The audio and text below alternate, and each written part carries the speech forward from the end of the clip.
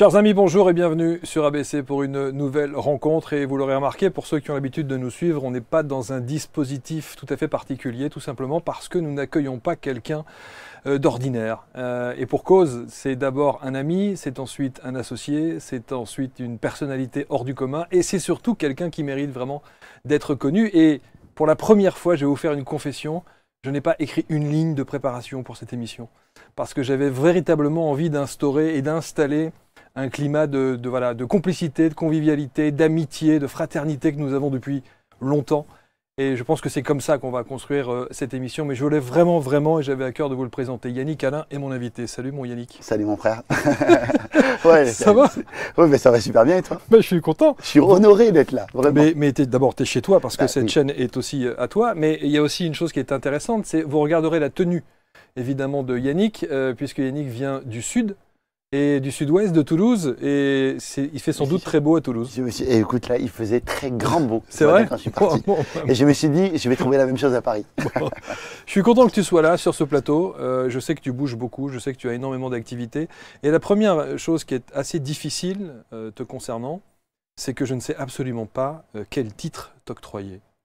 Je ne sais pas du tout, quand on te demande ton métier, qu'est-ce que tu réponds? C'est super difficile, c'est vrai, et pourtant j'enseigne, parce que je suis quand même formateur aussi. La première des choses, c'est que je suis formateur, je suis quelqu'un qui transmet, et c'est super difficile parce que j'ai ce petit côté, tu sais, un peu multipotentiel, tu sais, où j'ai plein de projets et tout ça, donc je crois que la base de ce que je fais, ça part plus d'un cri intérieur, en fait, je crois, et tout ce que je construis vient alimenter, on va dire, ou essayer de résorber un peu ce cri intérieur, de se donner les autorisations et d'assumer sa gentillesse, d'assumer qui on est vraiment.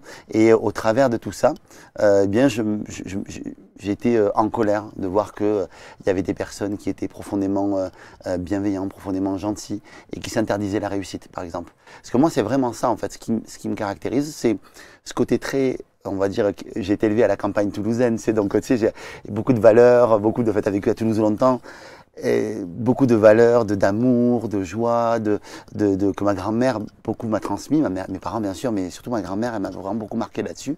Et à côté de ça, une grande envie et des grands idéaux, donc une grande ambition. Tu vois un truc. C'était quoi? Ambition de faire des grandes choses. Je crois, envie de faire des grandes choses, envie de... Mais des grandes choses pour toi ou des grandes choses pour des grands idéaux, les deux, je dirais. Pour moi et pour le monde. J'avais comme envie d'aider les gens. Depuis toujours, en fait. Mais parce qu'on ne t'a pas aidé. Je pense que j'ai eu une initialisation, en tout cas une enfance qui était pas malheureuse du tout, hein, mais en tout cas une initialisation où moi j'ai ancré des choses comme quoi peut-être... j'étais pas assez, ou j'étais pas suffisant, ou j'étais pas... Parce que tu sais, j'ai un truc, je suis dyslexique, je l'ai appris il y a peu de temps, TDAH, donc j'ai ce truc-là. Et du coup, ça, quand tu es à l'école, en fait, ça te valorise pas plus que ça. Ouais. Donc, au-delà de ça, à l'époque, je peux pas en vouloir à mes professeurs, je peux pas en vouloir... Ça fait partie du truc, mais du coup, tu es un peu le mouton noir un peu de l'école. Et donc, je crois que, tu sais, au fond, en fait, il y a une espèce de truc de dire, ouais, mais plus tard, j'aiderai les gens comme moi. J'essaierai de... Je crois qu'il y a ce truc-là, en fait, qui est pas mal. Et puis, il y a une espèce de côté de revanche. Tu sais, quand tu es enfant, qu'on te dit que tu es nul, que tu es une drogue, que tu n'arriveras jamais à rien, que tout ça, tu sais, quand tu es enfant, que tu ancres ça, ces gens-là te disent ça probablement dans une intention de te bouger, voilà, mais savent que c'est pas la bonne manière pour un enfant comme moi. Donc, je crois qu'il y a une espèce de truc qui se passe qui fait qu'au bout d'un moment, tu as un truc de dire, mais tu sais, il y a une espèce de cri à l'intérieur qui dit, je veux plus ça. Et à côté de ça, ma grand-mère m'a enseigné beaucoup de valeurs très fortes autour de l'amour, de la bienveillance. Je me rappelle, elle m'avait dit une phrase qui est restée dans ma tête et qui sera toujours, qui restera toujours gravée dans mon esprit, c'était « Ne laisse jamais venir quelqu'un à toi qui ne repart pas plus enrichi ». Et elle m'avait dit « Tu n'as pas besoin d'argent pour ça. Juste, tu lui donnes une oreille attentive, tu lui donnes un sourire, tu lui donnes un lieu accueillant, tu lui donnes juste ça, ça suffit. » Et c'est vrai que ma grand-mère, c'était quelqu'un, on ne peut pas dire que ma grand-mère, c'était quelqu'un qui a réussi sa vie d'un point de vue carrière. Mais quand on voit le nombre de personnes qu'il y avait à son enterrement, qu'il n'y avait pas suffisamment de monde dans l'église pour l'accueillir, on peut se dire que c'est à ce moment-là qu'on se dit que ouais, franchement, elle a aidé beaucoup de gens dans sa vie. Donc tu te construis avec ça? Ouais, je me construis avec ça. Avec une belle base, ouais, honorable. Vraiment. Hein, vraiment. et on a le sentiment que effectivement tu te construis, et te connaissant évidemment, tu te construis avec ça, et ça va ponctuer toute ta vie jusqu'à maintenant. Vraiment, vraiment c'est ça. D'abord en fait, bon ben j'ai eu du mal en fait, on va dire avec mon orientation à l'école. J'ai jamais dire que j'ai pas suivi d'études, mais qu'elles m'ont poursuivi beaucoup plus qu'autre chose. En fait, j'ai voulu les quitter très très vite. Ouais. C'est ça, donc ça a été vraiment un élément déterminant. Les études, ça a été compliqué pour moi. J'étais pas assidu, j'arrivais pas à suivre. Mon esprit était là, mais enfin mon corps était là, mais mon esprit était à chaque fois ailleurs. Donc j'avais ce truc-là en fait qui était vraiment mal, en tout cas mal engagé, on va dire. Et quand mon rendez-vous avec la vie est arrivé, tu sais, le rendez-vous avec la vie, c'est le rendez-vous avec ta professeure d'orientation, ta professeure et ta conseillère d'orientation. Ils regardent tes notes et en fait ils choisissent ton orientation en fonction de tes notes et pas en fonction de toi ce que tu veux. Je crois pas savoir qu'est-ce qu'elle t'a dit à ce moment-là. Qu'est-ce que vous allez faire, monsieur, jeune homme? Écoute-moi bien, elle a regardé mes notes, elle s'est dit merde, il est pas bon à rien, il est juste mauvais à tout. Et puis en plus c'était une prof qui m'appréciait pas tant que ça. Ouais. Évidemment quand tu suis pas à l'école à l'époque, c'est ça. Donc, et en fait la prof elle était là et puis la conseillère d'orientation, je crois qu'elles avaient en fait le chapeau d'Harry Potter qui devait être sur le côté. Tu sais, le Griffon d'or, Serpentard. Et elle a fait au doigt mouillé, elle m'a dit écoute là, moi je crois que tu peux être commercial, tu vois. Et en fait elle m'envoie ce truc là. Ceci dit, elle s'est pas trompée. Elle s'est pas trompée. Moi elle m'a collé l'étiquette, elle s'est pas trompée, sauf qu'elle imaginait le commercial, tu sais, genre le camelot, quoi. Tu sais, l'embrouilleur, tu vois, imaginez l'embrouilleur, tu vois. Parce que j'avais un côté un peu dissipé, parce que c'était, je crois, la seule manière de me faire remarquer. Ouais. Et j'étais toujours été très gentil, mais par contre, je faisais rire, j'amusais la galerie. Est-ce que tu es une grande gueule? Non. Tu fais pas partie de cette catégorie? Non, j'étais pas grande gueule, par contre, j'étais rigolo. J'étais vraiment rigolo, en fait. Alors, ce qui est vraiment intéressant, et pour ceux qui nous rejoignent maintenant et qui se demandent effectivement pourquoi est-ce qu'on présente Yannick, c'est que vous allez voir qu'on peut se demander avec un début de vie comme ça, une éducation si particulière, avec évidemment sa grand-mère et puis ses parents. Ensuite, on a entendu que le cursus scolaire, c'est pas tout à fait ça. Comment est-ce qu'on peut générer des millions sur Internet, réussir des entreprises, générer aussi autant de bienveillance autour de soi, écrire un ouvrage qui est basé sur la gentillesse, les gentils aussi méritent de réussir, et il a réussi aussi. Il a aussi mis les genoux à terre. C'est pas toujours simple, évidemment, l'entrepreneuriat, mais il a surtout accompagné des centaines et des centaines et des centaines de personnes. Et c'est vrai que toi, on a l'impression que chez toi, c'est un peu l'auberge espagnole. C'est-à-dire qu'il y a tout le temps du monde, on peut toujours se faire un barbecue. Grave. Il y a toujours Grave. Tu as toujours eu cette J'ai une notion grande maison pour ça. D'amitié et voilà, et le fait de retrouver des gens et voilà. Mais c'est vraiment ça en fait. Mais tu vois, ma grand-mère, typiquement, il y avait tout le temps du monde à la maison. Et donc moi, j'ai cette habitude, je préfère tu viens à la maison, même à l'improviste, viens, il y a de quoi manger, on fait un truc, et tout est prétexte à se rencontrer, à se fédérer et à célébrer ensemble, en fait, tout le temps. Et donc, moi, ça fait partie de mon truc, quoi. Ouais. Et quand vous entendez Yannick et que vous le croisez régulièrement, il envoie du love. Ouais, c'est toujours ça, c'est sa phrase, je t'envoie du love en permanence. Ce type distribue du love. Mais tu sais qu'en spiritualité, en développement personnel, est-ce que vraiment, quand tu dis « j'envoie du love », est-ce que c'est quelque chose véritablement que tu ressens ou c'est devenu un automatisme comme ça? Parce qu'on dit que ce que tu rayonnes te permet ensuite d'attirer la même chose. Non, je crois que je le ressens vraiment. Et je crois que, tu sais, la gentillesse, l'amour, en fait, c'est le love. Je t'envoie du love. Et c'est vrai que des fois même, ça peut surprendre les gens. Et certaines personnes, d'ailleurs, qui ne sont pas tellement habituées à ça, même ça peut les déranger. Vraiment, j'en parle d'ailleurs dans le livre. Mais à la fois, je crois que moi, je suis une sorte de prosélyte de l'amour et de la gentillesse. Et j'aime ça. Et je crois que c'est quelque chose que je me dis, dès que je croise quelqu'un, comment est-ce que je peux lui apporter quelque chose? Si je prends la phrase de ma grand-mère, dès que je croise quelqu'un, comment est-ce que je peux lui apporter un peu d'amour, lui apporter un petit réconfort, lui apporter un petit supplément d'âme, on va dire, qui fait que cette personne-là va peut-être passer une meilleure journée. Des fois, tu vois, le Uber qui m'a amené ici, je suis parti en fait et j'ai regardé son prénom, en fait, dans le truc, et j'ai dit, je l'ai appelé par son prénom, il s'appelait Mohamed. J'ai dit Mohamed, il me dit oui, je dis merci pour la course, il dit prenez bien soin de vous. Je lui ai juste dit ça. Il m'a regardé, il m'a dit, oh, il me dit merci beaucoup. Il a été surpris. Et je crois que on fait pas assez ça. C'est-à-dire que pour moi, un compliment sincère, non exprimé, est un cadeau perdu. Je le crois profondément. C'est-à-dire qu'à partir du moment où tu es avec quelqu'un que tu aimes, quelqu'un qui est une belle personne. Tout à l'heure, on était avec Mo aussi, qui est le réalisateur. Et je lui dis, quand je l'ai vu, je dis bienvenue. Et c'était cool. Et en fait, il m'a dit, ah mais c'est toi l'associé de marque, c'est pour ça que tu m'as dit bienvenue. Ben oui, je trouve que c'est important de célébrer les gens qu'on rencontre et de leur montrer à quel point ils sont importants. Même si tu n'as pas nécessairement le retour.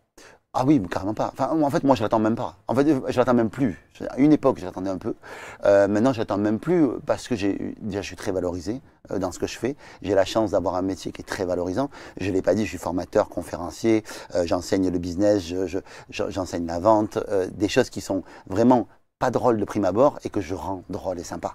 Moi, c'est mon truc, c'est comment je peux vulgariser ça, comment est-ce que je peux donner les autorisations aux gens d'arriver justement à prendre ces disciplines-là et leur dire, hey, c'est pas parce que tu es un gentil que tu n'as pas le droit, en fait, d'utiliser ces outils justement pour exprimer ça. Est-ce que c'est vraiment le problème de la gentillesse que viennent chercher les gens chez toi? C'est-à-dire, ou est-ce qu'ils ont besoin d'une expertise autre parce qu'ils ont envie de s'épanouir dans un business particulier ou pas? Non, souvent j'ai quand même moi beaucoup de gens qui se sentent trop gentils et qui se sentent, on les abuse et ils mettent ça sous le dos de la gentillesse, mais ça n'a rien à voir pour moi. En fait, la gentillesse, c'est une extension de l'amour, c'est de la générosité, c'est un acte gratuit, totalement gratuit en fait. Et souvent, quand on est dans une énergie de gentillesse, qui pour moi est le pendant de la gentillesse, une énergie de gentillesse qui est avec des attentes, eh bien c'est pas de la gentillesse. Ça devient une transaction. Ça devient ah, je t'ai rendu service parce que je voulais quelque chose en retour. Donc déjà, s'il faut pas en tout cas le détourer différemment, c'est pas de la gentillesse. En tout cas, c'est pas de la vraie gentillesse. Et moi aussi, ça m'arrive. Hein, attention, hein, je suis pas en train de dire que moi je suis un saint et que c'est ok. Moi aussi, j'ai une double intention. Souvent, quand je m'interroge, je ris de moi-même parce que je me dis ah tiens, pour quelle raison t'as payé les restos à tout le monde là? Parce que tu avais envie qu'ils disent que tu étais généreux. Ok, on est d'accord. D'accord, on est là-dedans. Donc il y a ça. Après, la gentillesse, c'est pas non plus le manque d'affirmation de soi. C'est pas parce que tu sais t'affirmer que tu n'es pas gentil. Et on croit que la gentillesse, c'est quelque chose qu'on diffuse, tu sais, à l'extérieur. Tu sais. Alors qu'en réalité, la gentillesse en elle-même, elle est d'abord à diffuser à l'intérieur aussi. Et souvent, la plupart des gentils, ils ont beaucoup de mal à diffuser cette gentillesse à l'intérieur de soi. Moi, tu sais, j'ai suivi. On va dire que j'ai eu des différents revers, et tu l'as dit, hein, des revers entrepreneuriaux, des revers sentimentaux, des revers avec des amis. Et en fait, je crois que on se construit dans l'attachement, dans l'amour, dans tout ça, au travers, on va dire, de ce que tes parents t'ont mis comme louis d'or dans ton cœur. C'est-à-dire que si on t'a dit quand tu étais petit, bravo mon fils, tu es incroyable, bravo mon fils, tu es magique, bravo mon fils, tu es une merveille, bravo mon fils, tu le fais ça bien. En fait, tu prends un espèce de sac de louis d'or dans ton cœur qui fait que quand tu grandis, tu as cette espèce de trésor dans ton cœur qui fait que quand tu affrontes le monde, eh bien ce sac de louis d'or que tu as rempli, quand quelqu'un te dit « Ah, t'es nul, ah, tu n'y es pas arrivé » ou quelqu'un est maladroit avec toi, tu t'en fous parce que tu as ton sac de louis d'or et du coup ça te permet de garder de la hauteur par rapport à ça. Moi, ce sac de louis d'or, je trouve que non, je ne veux pas accuser ma mère ni mon père, mais il se trouve que je ne l'ai pas accueilli, en tout cas. Parce que j'ai vécu avec de l'absence de mes parents, parce que ma mère était chanteuse professionnelle, donc elle partait, mais en même temps, elle m'a eu très jeune, elle m'a eu à 18 ans, ma mère. Hein, donc c'est normal que mes grands-parents lui aient dit, viens, on s'occupe du petit, toi, vis ta vie. Mais moi, j'avais besoin de ma mère, ce qui est normal. Donc du coup, je suis parti avec une espèce de déficit de sac de louis d'or. Donc, quand on est un gentil, très souvent, on a un déficit. En tout cas, quand on est dans la mauvaise intention, enfin, pas dans la mauvaise intention, dans cette intention un petit peu mercantile d'amour de la gentillesse, on a un sac de louis d'or qui n'est pas très bien rempli. Et faut apprendre en fait à la remplir, ce sac-là.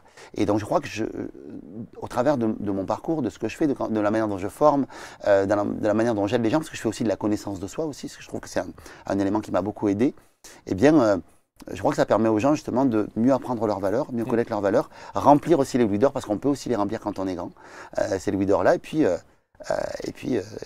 avancer, quoi. Est-ce que tu te souviens du moment charnière où tu es convaincu que tu peux mettre à disposition des gens cette faculté de perception, de gentillesse, d'accueil dans une dimension professionnelle?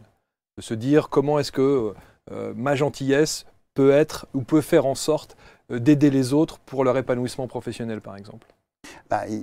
Pour moi, je comprends la question de deux manières, en fait. C'est-à-dire que je la comprends en fait à quel moment moi je me suis autorisé à le faire auprès des gens et à attirer des gens qui me ressemblaient comme ça, et comment ça m'a servi personnellement dans mon business.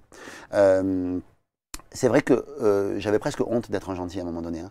C'est-à-dire qu'il y a un moment donné, en fait, je me suis dit, c'est carrément presque même Une tu sais, tare. un handicap, quoi. Tu vois, vraiment, Ouais, tu vois. ouais, Autant quand tu es petit, tu sais, c'est très valorisé. ouais. Autant plus tu grandis, puis on te dit, non, tu vas te faire avoir. Pourquoi? Parce que la gentillesse est une qualité d'être et pas une qualité de faire. Ouais. Et aujourd'hui, dans le monde du travail, dans le monde du business, de tout ça, on est beaucoup plus attiré par les qualités de faire. C'est, ouais, il a fait des millions, il a fait, on en parlait un peu, il a préfacé le livre de Napoléon Hill, il a écrit un livre, donc il a fait des choses. Et donc ça, effectivement, ça me valorise, ça permet peut-être à l'audience de se dire, ah, c'est un garçon qui a réalisé des choses, et donc du coup, il sera digne d'être écouté par rapport à ça.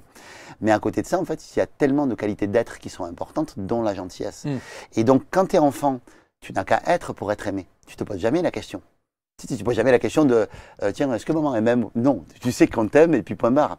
Sauf que plus on te rentre dans la vie active, plus on te met à l'école, à la maternelle, puis ailleurs, et plus en fait tu deviens dans ce qu'on appelle la vie notée. C'est-à-dire qu'en fait on te benchmark. On te dit tiens, il faut que tu fasses bien quelque chose pour être valorisé. Il faut que tu sois bon à l'école, bon en mathématiques, bon en français. En tout cas, si tu es bon là-dedans, eh bien tu es valorisé. Si tu n'es pas bon, tu es dévalorisé. Et donc toi, en tant qu'enfant, en tout cas moi, la manière dont je l'ai compris, c'est en fait, je suis nul en fait. Je suis complètement, je suis nul en fait parce que, et tu te dis pas je suis nul à l'école, tu te dis je suis nul dans la globalité en fait. Et ça en fait, ça fait de toi, ça te colle une espèce de bonnet d'âne permanent qui fait que tu as du mal en fait à y arriver. Comment tu sors de ça? Alors moi, plusieurs choses. Moi, pour moi, ce qui m'a aidé, c'est à un moment donné en fait d'essayer de remplir justement ce trésor de louis d'or en fait. Et juste pour apprendre à ouvrir la porte à ça, parce qu'en fait moi je me rends compte que si je suis conférencier, si je fais ça, je crie au monde en réalité, si je suis très sincère avec toi, aimez-moi. Oui. Je le sais, c'est né de ça. C'est né d'un manque de valorisation. Sauf que tu es capable de le dire aujourd'hui, ce que tu n'étais pas capable de faire il y a quelques temps. Pourquoi? Parce que j'ai ouvert mon cœur. Et en fait c'est ça aussi, parce que en fait souvent quand tu cries aimez-moi, tu es tellement dans l'avidité, parce que tu es avide en 2 mots à l'intérieur, tu es dans l'avidité de l'amour des autres. Sauf qu'en fait, ce que je me rends compte, c'est que plein de gens m'envoient des lingots d'or, sauf que c'est comme si ça rebondissait, c'est comme si la porte on va dire, elle était fermée en fait. Donc du coup, tu as beau recevoir toutes les attentions que tu veux, au fond, tu te sens toujours un peu comme une merde ou pas forcément au top. Et la manière que j'ai eue, moi, d'ouvrir ça, ça a été d'aller visiter, en fait, on va dire, les petits Yannick de mon enfance, ceux qui ont été humiliés, ceux qui ont été bousculés, ceux qui ont été abandonnés, on va dire, ceux qui ont été, ça renvoie un peu à toutes les blessures, hein, tout ça. Et comment tu as fait? Quel était le process? En fait, le process, c'était le process aussi, on peut dire que c'est un process, c'est très intérieur, il faut le ressentir, mais c'est comme si j'étais allé les voir à chaque époque, chaque Yannick blessé dont je me rappelais, et je leur ai dit, voilà, les gars, venez ici dans mon cœur. J'ai comme créé un espèce de temple à l'intérieur de moi. C'est très bizarre ce que je dis. Non, mais c'est imagé, mais en même temps, c'est incroyable de se dire. Mais non, mais ça passe par quoi? Par des phases de réflexion, d'introspection. Tu es seul chez toi, dans ton bureau, tu te parles presque de sophro, tu vois, où tu te mets comme ça et puis tu imagines, tu fermes les yeux. C'était avec ma psy que j'ai fait ça. Tu fermes les yeux. Et puis voilà, tu vas voir les petits Yannick, voilà, tu vois qu'ils sont un peu malheureux, c'est des enfants intérieurs un peu, tu vois, et tu leur dis, hey, regarde, à l'intérieur, là, en fait, il y a un endroit, il est que pour toi. Je serai toujours là pour toi. Bon, en tant que grand Yannick, c'est quand tu es enfant, tu ne peux pas te défendre, mais aujourd'hui, en tant que Yannick de 42 ans, hey, quand même, tu vois, tu peux. Donc tu dis, regarde, viens à l'intérieur, plus jamais personne te touchera, plus jamais personne t'humiliera. Je vais te protéger, tu vas être bien à l'intérieur. Je te mets tout ce que tu veux pour que tu sois toujours écouté, toujours entendu, que tu sois bien, que tu aies la PlayStation, tout ce que tu veux, tout ce que tu veux, les bonbons, tout ce que tu veux, tu as tout ce que tu veux à l'intérieur de toi. Puis à côté, en fait, de toi, en fait, tu sais ce que je vais mettre à côté, qui seront à l'intérieur du temple, il y aura tous tes rêves. Tous tes rêves, toutes les choses que tu rêvais de faire, en fait, tout ça, c'est à l'intérieur de ça.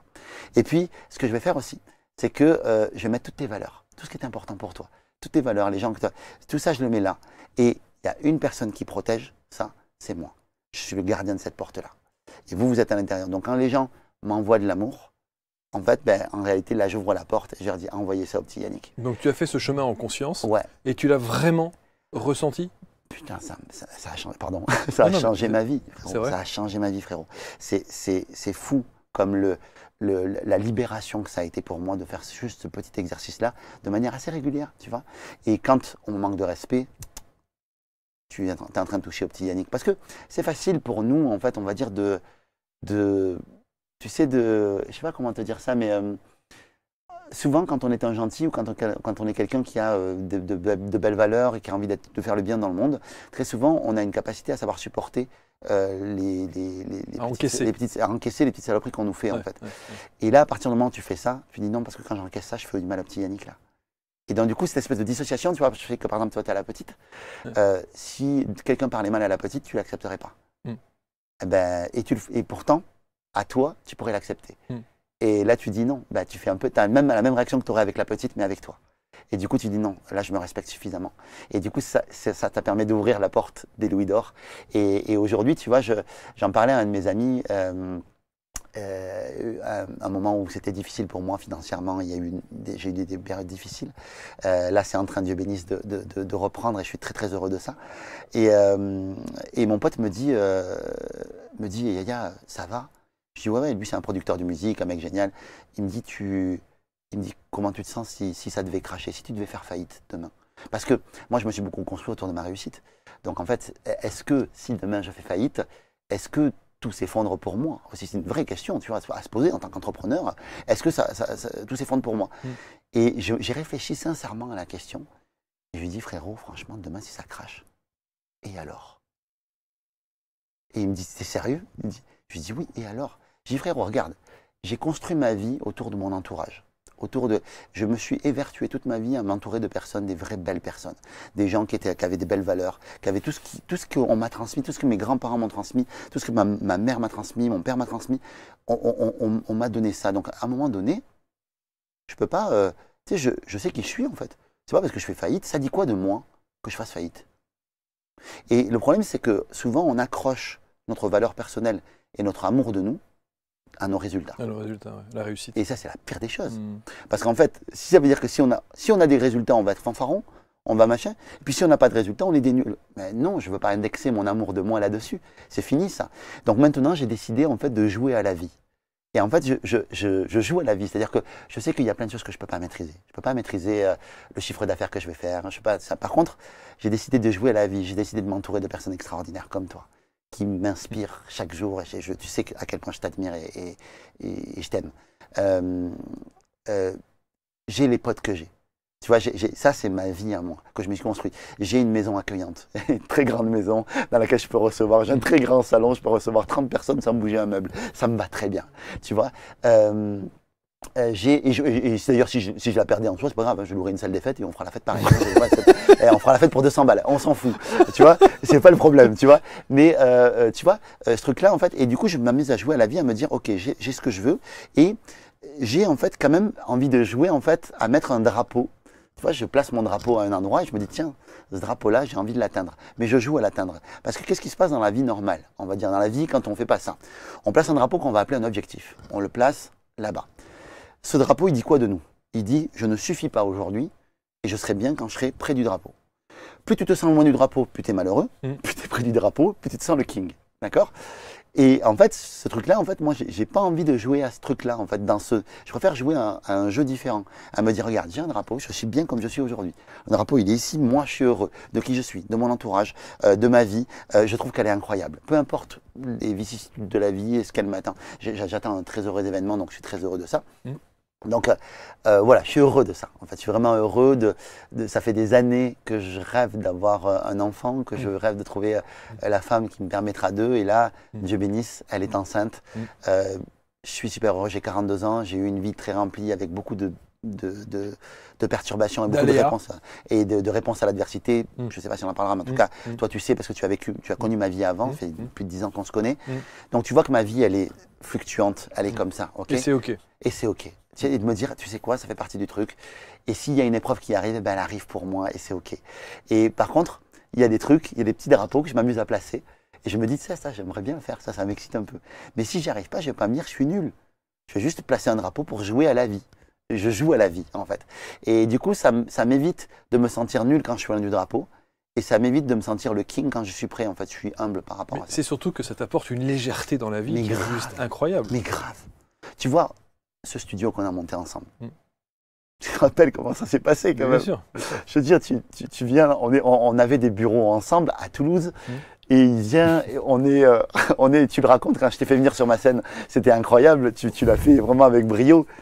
Et t'arrives et puis tu me dis, ouais, c'est quoi ça? J'avais dessiné sur un tableau blanc, caméra 1, caméra 2, différents plans et tout ça, parce que je voulais créer un studio. Et il me dit, mais moi aussi, je crée un studio. Ah ouais? Ben, viens, on le fait ensemble. Tu vois, alors c'est raccourci.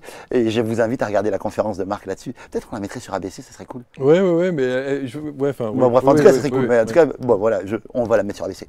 Voilà. Et déjà, ça vous permettra de mieux le connaître parce qu'il est trop humble. Il a trop de pudeur. Il est incroyable. Et voilà. Et puis, tu vois, c'est un élan de truc de se dire, tiens, viens, ben oui, viens, on mise là-dessus. Et quitte à tout miser. Tu vois, je me dis au moins, frérot, on l'aura fait quand même. C'est sûr, c'est sûr. Et tu te rends compte, il y a 100 000 abonnés aujourd'hui. Enfin, c'est fou, en fait, tu vois, ce qui se passe avec cette chaîne. Donc, tu vois, c'est un peu, je joue à la vie, en fait. Et je me dis, est-ce que jouer à la vie, c'est pas ça, la vie, en fait, en soi. Alors après, c'est ma manière de voir les choses. Il y a des gens qui le prennent beaucoup plus au sérieux que moi. Et je suis loin de moi l'idée de les critiquer. Juste, moi, ça me met à l'aise de faire ça. Quel plaisir tu prends à accompagner les gens que tu accompagnes? Je prends énormément de plaisir, en fait, à... C'est rigolo, mais quand quelqu'un vient me voir, j'ai un espèce de super pouvoir, un truc assez curieux, c'est que je sais voir les qualités chez les autres.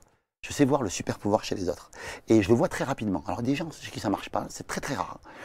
Mais souvent, quand je côtoie une personne, que je suis suffisamment près d'une personne, que je l'entends parler, que je passe 2-3 heures avec elle, qu'on parle au téléphone, comme machin, immédiatement je dis, tiens, tu sais que ça c'est ouf chez toi.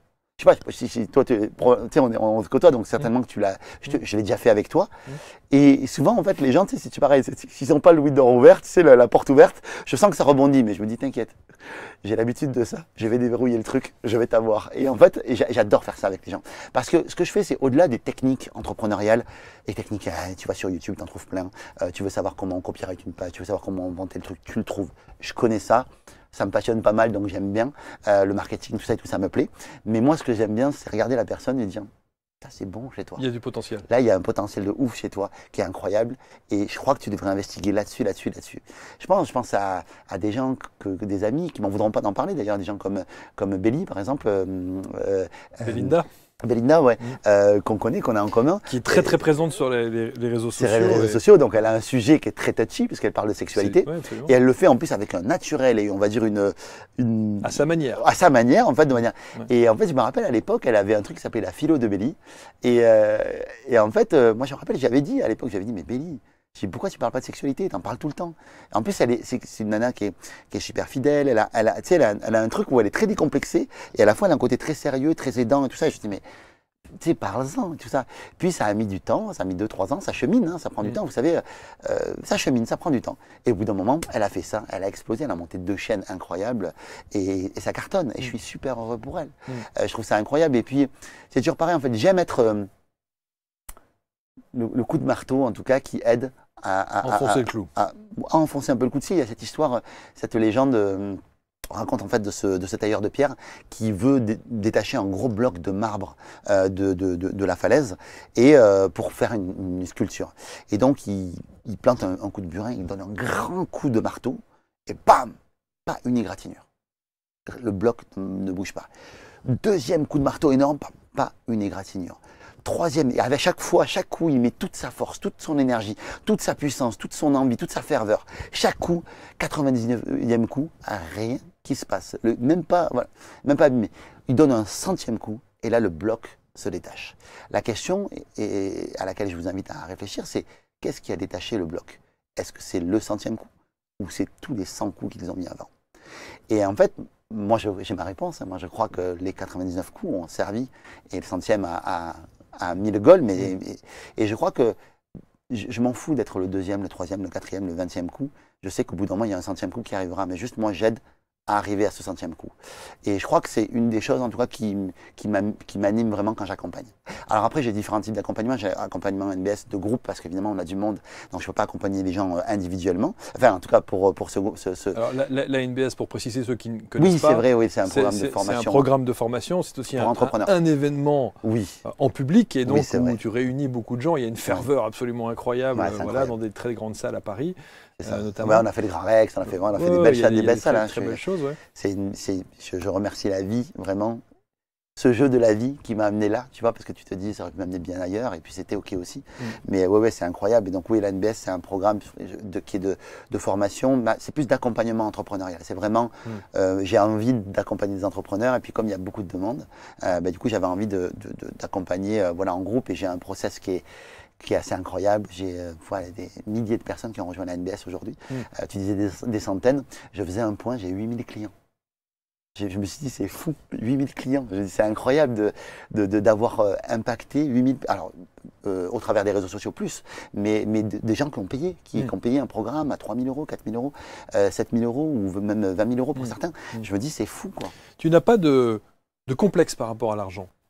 Si, j'ai eu beaucoup de complexes par rapport. En fait, c'est pas tant le complexe par rapport. Parce que les gens qui regardent pourraient se dire, oh là là, on parle beaucoup d'argent, de réussite, d'entrepreneuriat, de choses comme ça, tu vois. Ça pourrait être aussi connoté de cette manière-là. Oui. C'est pour ça que je te dis, tu n'as pas nécessairement une pudeur particulière par rapport à l'argent. Non, j'ai jamais eu d'ailleurs, et déjà, beaucoup de gens m'ont dit que je ne devrais pas. Il y a des gens, des potes qui m'ont dit tu devrais être discret, tu devrais pas. Alors après, je ne suis pas du genre à fanfaronner, à rouler avec une Lamborghini, me prendre en photo avec. C'est pas mon truc, je suis pas là-dedans.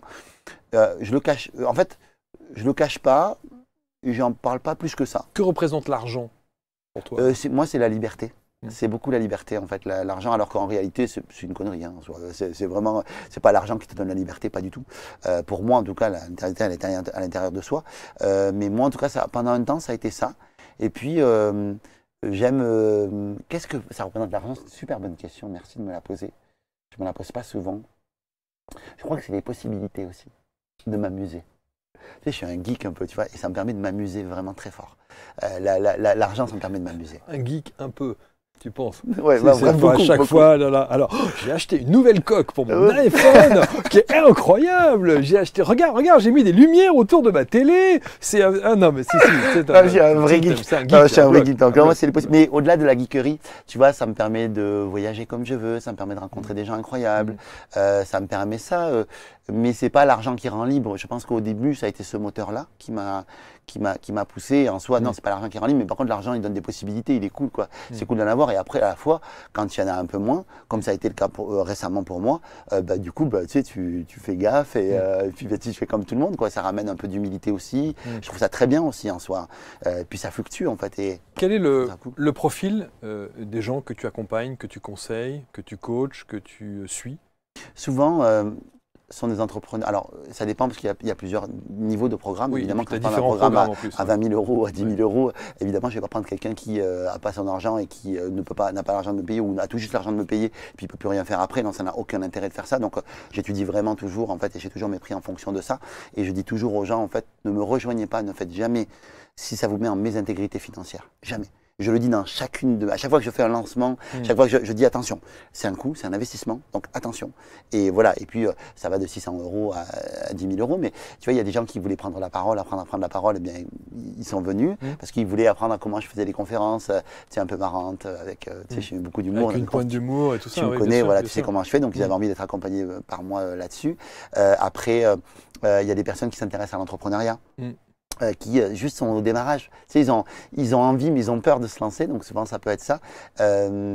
Souvent, c'est les personnes, ça peut être aussi des entrepreneurs très aguerris, des gens juste qui ont juste besoin d'apprendre à... Tu sais, le business, c'est très rigoureux. C'est très... il y a beaucoup de rigueur et souvent on dit on rigole pas dans le business, on est sérieux et on met pas... Et en fait, aujourd'hui, on se rend compte que tout business... on a besoin de voir l'humain derrière le business. Et de plus en plus, on fait du personal branding. Et du coup, pour toutes les personnes qui ont, on va dire, des sociétés voilà, qui font 2 millions, 3 millions, 10 millions, et qui ont envie justement d'exister au-delà de la société et de marketer un petit peu plus la société au travers quelque chose de plus humain, ils peuvent venir me voir justement pour avoir des conseils. Ce qui est assez incroyable, c'est de se dire aussi, et je me mets à la place de ceux qui nous regardent, qui ne sont pas entrepreneurs, et qui ont envie de ta joie de vivre, et qui ont envie de ta gentillesse, et qui ont envie d'avoir cette porte qui s'ouvre pour accueillir les lingots d'or dont tu parles. Mais tu ne peux pas les coacher, ceux-là. Bien sûr. Mais moi, je suis quand même gratuit sur Instagram. Je suis totalement gratuit. Enfin bon.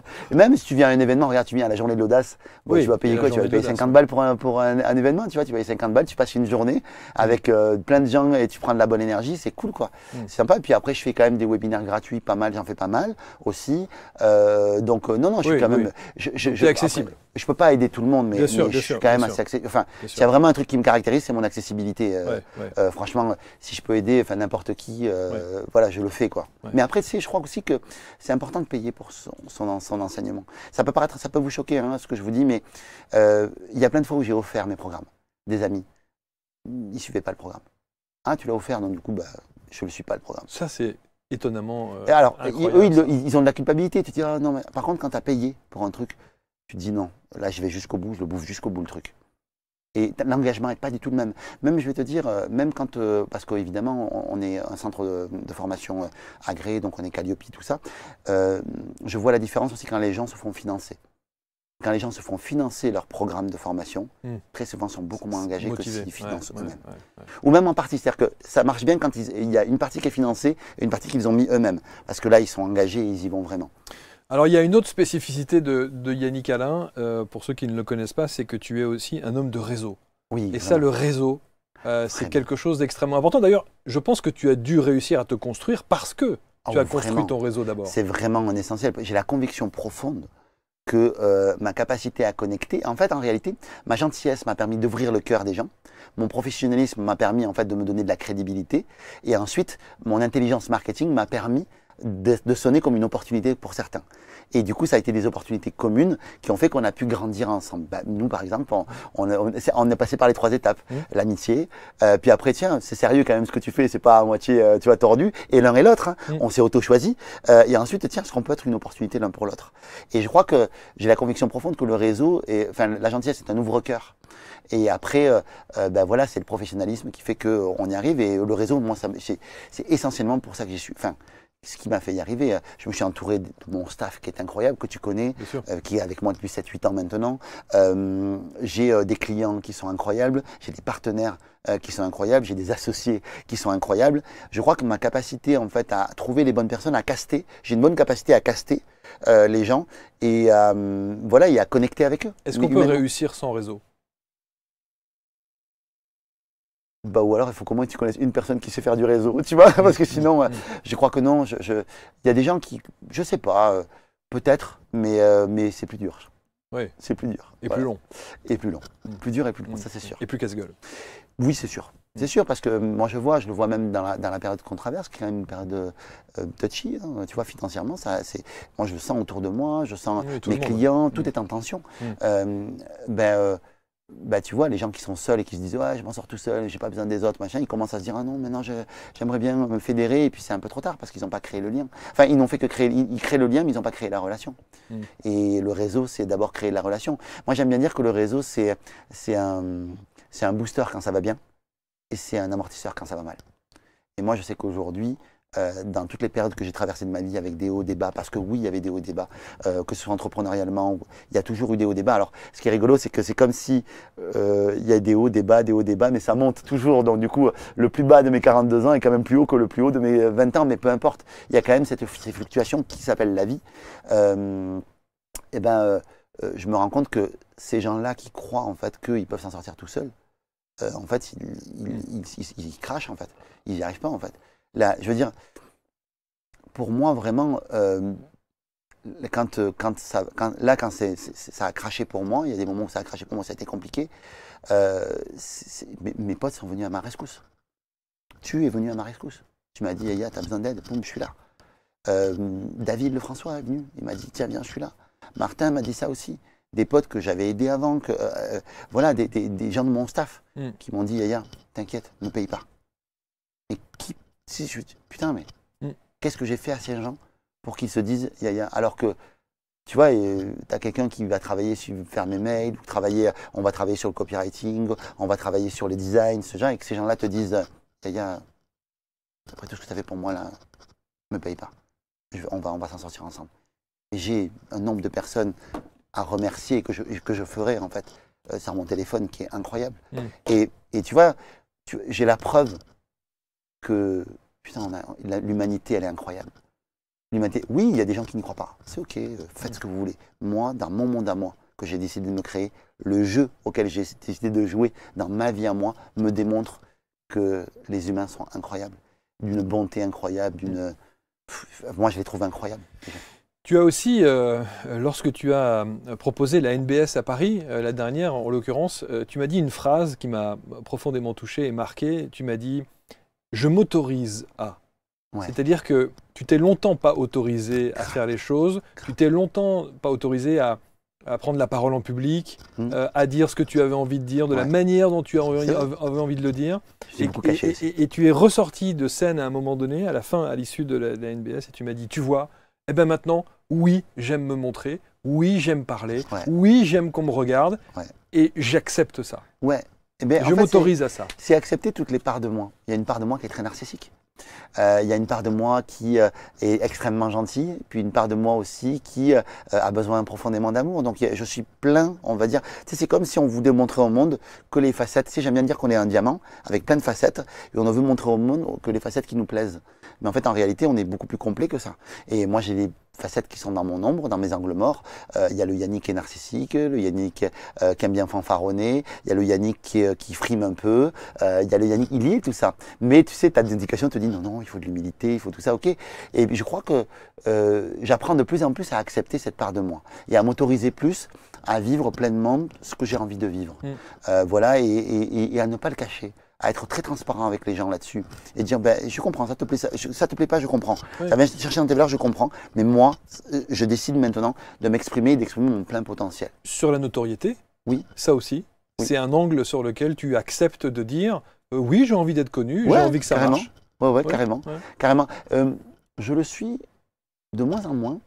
Alors, en fait, parce que je l'ai tellement exprimé. J'ai tellement vécu le truc, et puis tu sais, tu fais un événement où tu as 1500 personnes qui te disent t'es génial. Là, je vais faire un événement au Maroc, en fait, il va y avoir 2500 personnes. Je suis invité par le roi du Maroc, enfin, pas par le roi du Maroc, mais en tout cas, ça a été financé, en tout cas, une partie par le roi du Maroc. Je me dis, mais c'est fou que je sois invité à ce truc-là. Je suis rempli de ça. Je suis bien de ça. Je veux que ça continue, tant mieux si ça continue, mais tu sais, si demain ça devait s'arrêter, je serais très OK. Tu vois, je me dis, bah, tu sais, c'est bien. Tu vois, je serais assez à l'aise. Évidemment, il y a toujours en moi une envie tu vois, d'y arriver. Mais tu vois, je pense que s'il y avait un move dans ma vie et dans le jeu de ma vie qui ferait attention, Yannick, maintenant, tu te mets plus en arrière. Et mets en avant les gens. Je serais très heureux de le faire. Et je le fais d'ailleurs, je le fais d'ailleurs. Et tu penses que cet instant, ce moment viendra où tu diras, bon, ça y est, j'ai eu ma dose et je pense que je vais faire un peu les deux. Un peu de recul. Bah, déjà, au travers de ce qu'on fait, déjà, tu vois, j'ai à cœur aussi de te mettre en avant. Enfin, tu vois, même au travers de mes événements, tu sais, j'ai envie de te mettre en avant parce que ton destin est incroyable. Tu vois, je pourrais être à ta place. Et tu vois, ça pourrait être l'inverse. Ce qu'on a fait un peu à ma manière au NBS Live, quand tu as fait ta conférence qui était incroyable. Mais c'est que j'aime mettre en avant les autres aussi. Et j'ai envie aussi de continuer. Tu vois, moi, je me disais, tu vois, faire du stand-up. Tu vois, et puis vulgariser le business et m'amuser avec le business, ça c'est quelque chose qui m'amuserait pas mal. Ouais. Tu vois, et en même temps, à côté de ça, continuer à produire des gens, ça me plairait, mettre en avant d'autres personnes.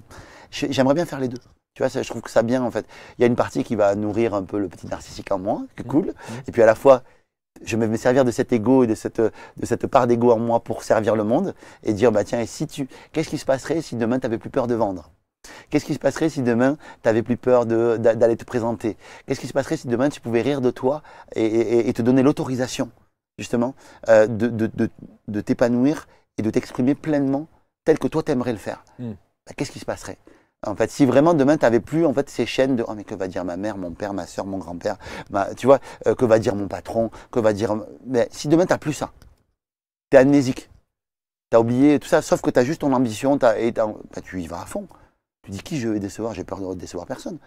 J'y vais, quoi, je fonce. Et je trouve que c'est cool ça. Alors, moi je le dis. Ça, les autorisations, c'est ça. Tu as une façon, une persuasion voilà, que je trouve absolument extraordinaire. Et tu as aussi des punchlines comme ça, que je ressors de temps en temps. Et tu m'en as dit une un jour. Et lorsqu'il y a une prise de décision à avoir, cette prise de décision-là, qui peut paniquer parfois, où on se dit « Waouh, si je prends cette décision, est-ce que je vais là, est-ce que je vais pas là, est-ce que je vais pas là ?» Et tu m'as expliqué un truc en me disant « Écoutez bien, parce que là, tu vas pouvoir le redire. » Tu m'as dit « Analyse la situation dans le pire des résultats. » C'est-à-dire, tu prends une décision et c'est une catastrophe. Qu'est-ce que ça va changer dans ta vie? C'est ça, hein? C'est ça, ouais. Trucs, hein. En fait, j'aime bien quand je vais prendre une décision, et en moment, je me suis entraîné à le faire très très vite. Je fais très vite, je me dis « Ok, c'est quoi le risque ?» Voilà, c'est quoi le risque? C'est quoi le risque? Ok. Donc ça, c'est plan A, B, C. Plan A, qu'est-ce qui se passe si ça se passe méga bien? Ok, donc là tu te dis, tu te stimules, tu as la vision, tu as envie de faire le truc, tu es bien. Qu'est-ce qui se passe si ça se passe moyen? B, il y a des chances que ça se trouve ici, d'ailleurs, la vérité. Tu vois, sur les projections que tu peux faire, etc. B, qu'est-ce qui se passe si ça se passe moyen? Ouais, ok, c'est bien. Mais qu'est-ce qui se passe si ça crache vraiment? Si c'est vraiment, c'est la catastrophe absolue. C'est quoi le risque? Et en fonction de ça, je vais prendre ma décision. Est-ce que je suis capable d'encaisser ce risque? Ou est-ce que je suis pas capable? Admettons, mon staff me lâche, tout tombe en panne, tout machin, voilà. C'est quoi le risque? Est-ce que je peux me border un minimum? C'est quoi? Je perds 10 000, je perds 15 000, je perds 20 000, je perds une amitié. Je sais pas, on peut vraiment tout imaginer en termes de risque. Et dire, est-ce que je suis prêt à jouer ce truc-là? Et plan ABC, et je me dis, ben voilà, moi à partir du moment où je dis le risque, c'est quoi? De tout perdre? Qu'est-ce qu'on va me prendre? La vie? On ne prend pas mon intelligence, on ne prend pas ma créativité, on ne prend pas Qu'est-ce que tu veux qu'on me prenne de plus? Tu vois, donc du coup, souvent, je prends des risques. Ouais, c'est ça. Et t'en prends. Ouais, et j'en prends. Et j'y vais, et j'y vais. Et des fois, je me dis, qu'est-ce que t'es con? Qu'est-ce que t'as fait? Pourquoi t'as fait ça? Bon, je sais qu'on est un peu pareil là-dessus. Oui, c'est vrai. On est fous des fois. Mais voilà, voilà. Après, les choses sont amenées quand même un petit peu à changer aujourd'hui par rapport à mes prises de risque parce que j'ai la responsabilité aussi d'un enfant qui va naître. Donc là, c'est un peu différent aussi. Donc je suis plus. Est-ce que ça va changer quelque chose dans ta vision des affaires et de? Ouais, ben oui, j'ai l'impression un peu normal. quand même. Tu vois, j'ai quand même deux petits que de 7 et 10 ans qui sont arrivés dans ma vie et Noah Melia que j'aime profondément et tu vois, j'ai envie de leur donner une belle vie, quoi. Bien sûr. Je saurais leur expliquer si demain ça devait cracher, qu'on devait changer des maisons, que je saurais leur expliquer les choses, mais j'ai quand même envie de moins faire la tête brûlée par rapport à eux. D'ailleurs, tu sais pas si c'est un petit garçon ou une petite fille, d'ailleurs. Non, je sais pas, je saurai dans quelques jours. Oh, d'accord. Bon. Dans quelques jours. Je saurai dans quelques jours. Bon. Et tu seras le premier informé. Je te confirme, je ferai d'ailleurs une spéciale là-dessus. Alors, non, les gens s'en foutent. Dans le dernier quart d'heure, je voudrais qu'on parle évidemment de ce que tu proposes, de ce que tu préconises dans tes accompagnements. On a déjà beaucoup parlé de ça, mais c'est important. Mais sur le mot business, tu dis souvent, tu utilises ce mot business qui est très connoté. Oui, qui fait peur aux gens. Beaucoup. Et qui fait extrêmement peur aux gens. Vrai. Et on se dit, comment sur une chaîne du bien-être, du développement personnel, machin, etc. Mais c'est pas un gros mot, le business. Non, pas du tout. Et puis, pour moi, c'est du développement personnel, le business. Hein. C'est une voie d'émancipation pour moi. C'est-à-dire que tu as des gens qui sont très heureux dans leur taf, dans leur travail, ils sont bien, mais tu as une grande majorité qui est vraiment pas bien et qui se dit, c'est quoi ma voie de sortie? Et le problème, c'est que quand ils veulent prendre une voie de sortie, ils ont peur parce qu'on leur a dit, oh, business, oh, tu savais le nombre de boîtes qui crachent, oh là là, tu savais le nombre de... Viens, joue une pièce. Tu sais, quand tu étais à l'école, quand tu étais allé à la fête foraine, que tu allais jouer aux jeux vidéo, tu sais qu'on mettait une pièce. Tu joues une pièce, tu joues aux jeux vidéo, tu perds ta partie, tu rejoues une pièce, tu demandes à ta mère, tu vois, mais tu as joué une pièce au moins. Et joue-la ta pièce. Tu crois quoi? Tu crois que si tu n'y arrives pas, en fait, on va dire de toi que tu es un nul, que tu n'y arriveras jamais? Non, itère, fais. Et plus tu vas jouer, plus tu vas miser de pièces, voilà, et plus tu vas y arriver. Et pourquoi on est souvent conditionné? En France, la réussite est assez mal vue. Oui, je pense que c'est lié beaucoup à notre judéo-chrétien, au fait que l'argent c'est mal, Et après, encore une fois, je ne dis pas qu'il faut fanfaronner et tout ça, mais ça va, quoi. Je veux dire, vous allez au travail, pourquoi? Vous vendez du temps à votre patron et vous repartez avec de l'argent. L'entrepreneuriat, c'est la même chose.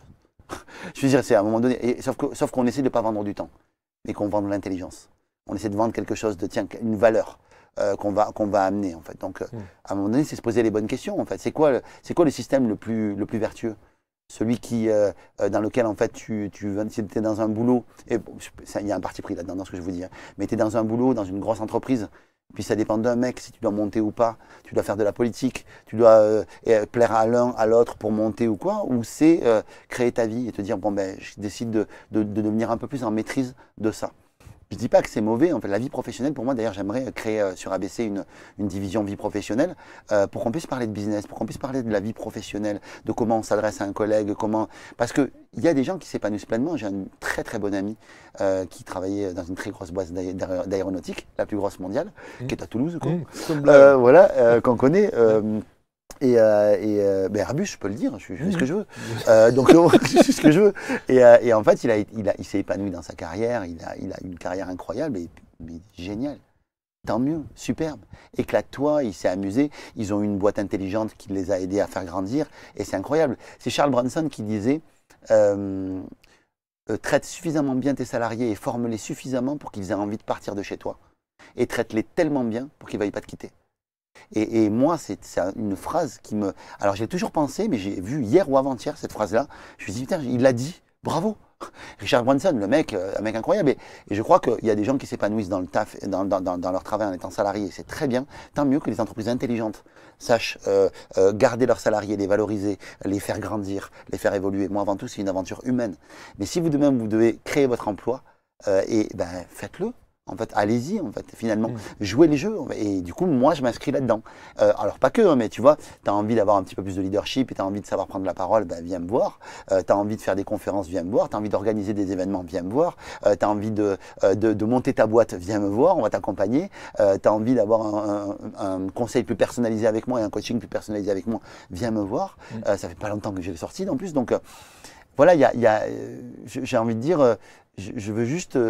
Je ne suis pas là pour critiquer le salariat. Okay, je trouve que c'est très bien, c'est une bonne chose.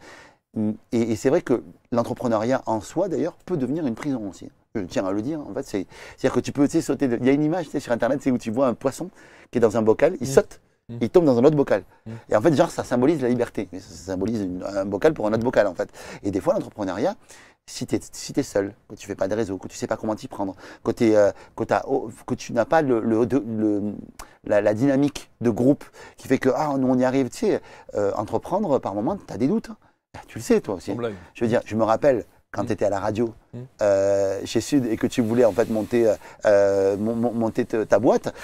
Le move, il a été dur à faire. Hein. Tu te rappelles, ça a été j'y vais pas. Et quand tu t'es jeté, ça a été incroyable que je te vois encore revenir à la maison. On était au bord de ma piscine où tu me dis, hey, regarde ça. Il me montre ABC avec des têtes que j'avais jamais vues.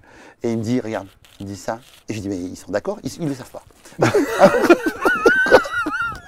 Il avait fait des affiches avec des gens qui projetaient. Il a un pouvoir de manifestation incroyable pour ceux qui croient en la spiritualité. Moi, je suis très très là-dedans. Il est incroyable. Et il t'amène ça et lui, c'est son truc. C'est-à-dire qu'il faut qu'il matérialise et qu'il voit le truc. Ça le stimule et ça se réalise tout le temps. Et frérot, à chaque fois que tu m'as montré un truc, 100% ça s'est réalisé. Non mais je ne me suis pas associé avec toi par hasard. Il y a l'humain que j'adore, que j'aime profondément. Mais il y a aussi cette capacité hors norme que tu as à matérialiser les choses. Évidemment, il y a le sérieux, il y a tout derrière. Tu vois, le professionnel incroyable et puis l'animateur incroyable que tu es. Mais cette capacité à manifester, c'est incroyable. Tu pourrais donner une masterclass dessus. Ça, tu sais, c'est toujours la difficulté. Mais d'ailleurs, je retiens que tu étais le premier à me donner la possibilité de faire une conférence, ce qui était déjà un exercice pour moi. Mais ça a amorcé un truc. Oui, clairement. Ouais, bien sûr, parce que ça, c'est jubilatoire. Hein, c'est quand même, c'est jouissif, hein, presque. Voilà. Vraiment. Et puis, ça permet d'estomper un peu le syndrome de l'imposteur qui est pas rien. C'est ça. Et puis, syndrome de l'imposteur, tu sais. Enfin bon, voilà, c'est vraiment. Ça aussi, on peut en faire une émission complète. On peut en faire une émission complète, objectivement, quand j'en parle aux gens. Il y a tellement à dire. Déjà, quand tu as le syndrome de l'imposteur, tu n'es pas malade. D'accord. C'est ça. Si je veux dire, tu n'es pas malade. Je veux dire, moi, le syndrome de l'imposteur, je l'ai toujours dans une certaine mesure. Ouais. Tu vois. Et puis, c'est pas plus mal, je pense. Et c'est pas plus mal parce qu'au moins. C'est une certaine retenue. Je veux dire, tu as le sens des réalités. Oui, bien sûr. Je veux dire, à un moment donné, tu vois, il y a le sens des réalités. Et en fait, je crois que le syndrome de l'imposteur, il doit juste se positionner, on va dire, il y a le culte de la médiocrité. Il y a. Où les gens passent à l'action à fond et puis ils font n'importe quoi. Puis il y a d'un côté le perfectionnisme, où en fait tu as une paralysie. C'est-à-dire que tu ne peux pas arriver au perfectionnisme. Et je crois que la zone d'excellence se situe suffisamment proche du point de perfection pour que tu passes à l'action. Mais juste l'important, c'est l'action. Et en fait, si tu arrives à te positionner à un endroit où tu n'es pas trop mal et tu dis c'est pas la perfection, mais je peux passer à l'action quand même et je veux donner le meilleur de moi, là tu es bien. Mais si tu es dans le culte de la médiocrité, en fait, tu n'as pas le sens des réalités, tu dis ouais, je vais monter ma boîte et puis tu ne penses pas les choses, tu fais pas les choses intelligemment, c'est sûr que tu es voué à te planter, tu es voué à te planter un couteau dans le cœur parce que tu vas dire après je suis nul, tu vas accrocher ton échec à ton identité, tu vas dire je sens la défaite, dis donc, mais n'importe quoi. Je veux dire à un moment donné, c'est bon, tu joues une pièce, tu joues aux jeux vidéo, c'est pas parce que tu as perdu une partie que tu te dis que tu es nul. Je veux dire, c'est pareil l'entrepreneuriat. Après, faisons-le le plus intelligemment possible. Deux questions pour terminer, Yannick. Qu'est-ce que tu espères aujourd'hui, à 42 ans? Qu'est-ce qui te manque? Qu'est-ce que tu espères?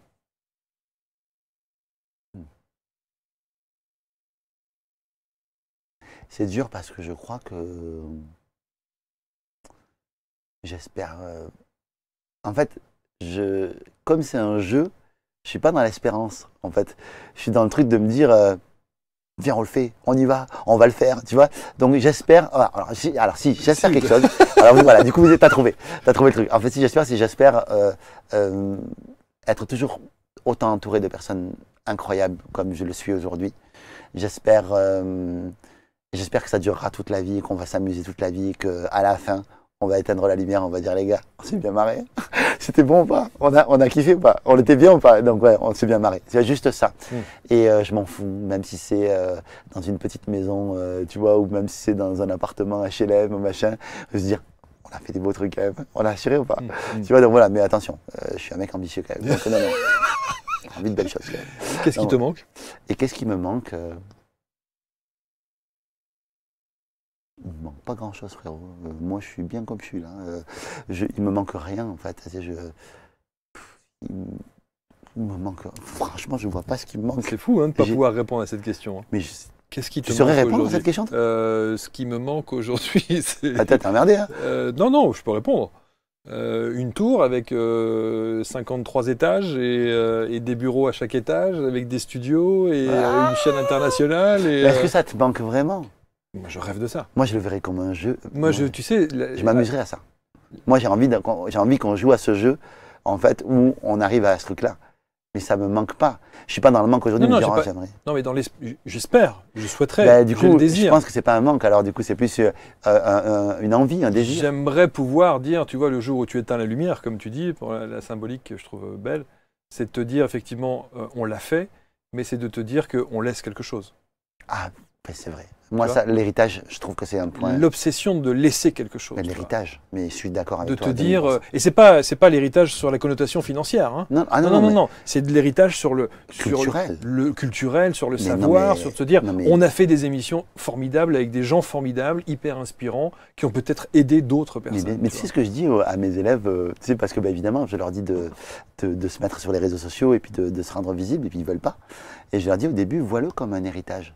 Si demain, ton enfant, tu voudrais qu'on retienne quoi de toi? C'est ça. Et en fait, mets-le, encapsule-le dans une vidéo. Ça, j'aimerais bien qu'on le voit. On dit souvent, il y a un proverbe africain. Alors, je ne sais plus de qui c'est. Il y a une personne qui m'avait donné vous pourrez mettre en commentaire, peut-être dans la vidéo, le proverbe africain de qui ça vient, qui dit, en fait, lorsque les anciens meurent, c'est les bibliothèques qui brûlent. Et en fait, à quel moment, toi, tu n'es pas une bibliothèque? Et à quel moment, en fait, tu peux pas transmettre. Et c'est cool de se dire, sans enjeu, sans me dire que je veux la course au like et la course à la reconnaissance, transmettre juste ma pensée. Et peut-être que tes enfants, ils voudront voir ça plus tard de toi. Et ils t'auront perdu, mais ils verront une vidéo de papa qui aura peut-être 3 likes. Mais cette vidéo de 3 likes, elle pourra énormément les aider et à se dire, putain, papa, il pensait ça. C'était incroyable. Putain, papa, il avait ce point de vue-là. Et en fait, vous le voir plus comme une legacy. Toi, tu l'as déjà fait au travers du livre. Et je n'ai pas fini. Hein.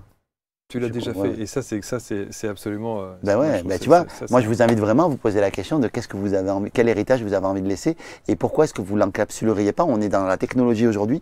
On peut faire des vidéos de classe internationale avec ce truc-là. Je vous dis, mais allez-y, filmez-vous et puis donnez des conseils, même à personne. Et alors, donc, c'est vraiment la dernière question. Qu'est-ce que tu aimerais que l'on retienne de toi? J'aimerais que l'on dise de toi. Oh, il y a plein de choses, mais je crois que j'aimerais bien que les gens, en pensant à moi, ils se disent, s'ils ont des difficultés à se lancer, à se donner les autorisations, qu'est-ce que Yannick aurait fait? Tu vois, c'est juste les gens, s'ils peuvent se dire, s'ils peuvent avoir ce truc de se dire à un moment donné dans leur vie, si je peux, en tout cas, décliquer les gens à se dire, quelle autorisation Yannick se serait donné à cette place-là? Qu'est-ce qu'il aurait fait? Et que ce soit un truc cool. Qu'ils ont pu voir dans la matière, ils ont dit, le mec, il est ouf, il a fait ça. Enfin, moi, je veux le faire aussi, tu vois. Juste, tu vois, si ça peut être ça pour mes enfants, si ça peut être ça pour ma femme, pour mes amis, pour les gens qui me suivent, ça serait cool. Hein. C'est vraiment cool. Parce que après, je fais plein de conneries aussi. Hein. Oui, bien sûr. Pas mal. Et je ne m'en cache pas. Mais voilà. Bon, merci. On termine sur la connerie. Non, mais c'est ça qui est bien. C'est là-dessus. Et je trouve ça, en plus, ça te correspond bien. Lisez ce livre, Les Gentils. aussi mérite de réussir. C'est un succès, un best-seller. Oui. Ouais. Et franchement, c'est une petite bible que j'invite évidemment tous ceux qui sont. Alors, et oui, il existe en audio aussi. Il existe en audio. Qui a été, alors, c'est pas ma voix, c'est un acteur, et tant mieux, parce que comme ça, vous n'avez pas les cheveux sur la langue, c'est mieux. Croyez-moi, il le fait mieux que moi. Et ouais, c'est ça, ouais. Oui, c'est ça. Après, vous pouvez me suivre sur Instagram, où vous voulez. Vous tapez Yannick Alain, vous allez me trouver. Ouais, sans problème. Merci pour cette petite heure de confession. C'était trop kiffant. Merci. Merci à toi. Et merci de t'être livré de cette manière-là. Puis un jour, on va permettre, je veux te passer sur le grill, moi. On permet, il faut qu'on se le cale. Merci à tous. Vous commentez, vous partagez, vous connaissez le principe. Et on se retrouve très vite pour une nouvelle rencontre. Salut.